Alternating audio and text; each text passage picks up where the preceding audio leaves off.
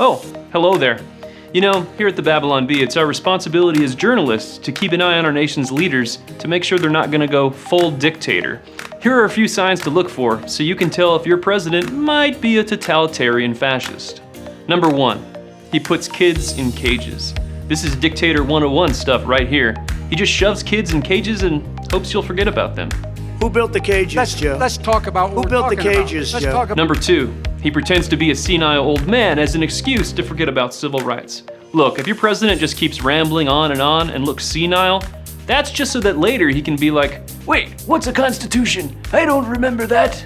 If it holds near and dear to you that you like to be able to, anyway. Number 3, he attempts a federal takeover of voting regulations.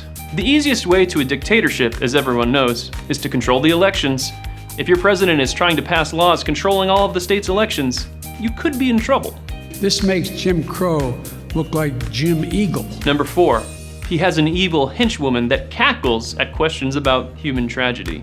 This is a sure sign that your pain and suffering is for their amusement.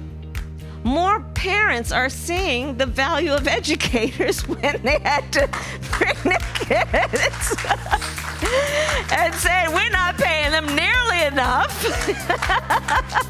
Number 5, your president talks in secret coded language disguised as old man gibberish to give commands to his secret police. Corn Pop was a bad dude, and he ran a bunch of bad boys.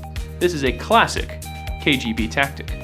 You may cut me, man, but I'm gonna wrap this chain around your head. Number 6, he sniffs hair. If there's one thing dictators love, it's sniffing hair. Why do you think Hitler and Stalin had mustaches? So they could smell hair all the time. Wake up, America. Number 7, he has his dog attack anyone who displeases him.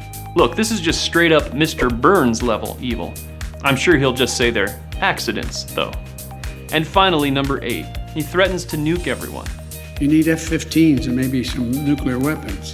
Look, this one is kind of over the top. If it happens, you'd better start forming your underground resistance right away. Uh-oh, looks like we're in trouble.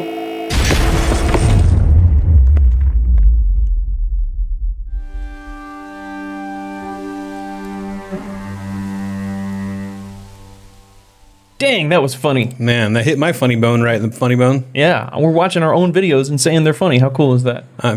I mean, who does that? Who does that? So. We do that. Live action sketches, animation, podcasts, we have it all on the Babylon Bee YouTube channel, so we want you to subscribe to it so you can get notified. How do you get notified? Don't you have to click like a... I think there's a bell picture. A bell. And click the little bell.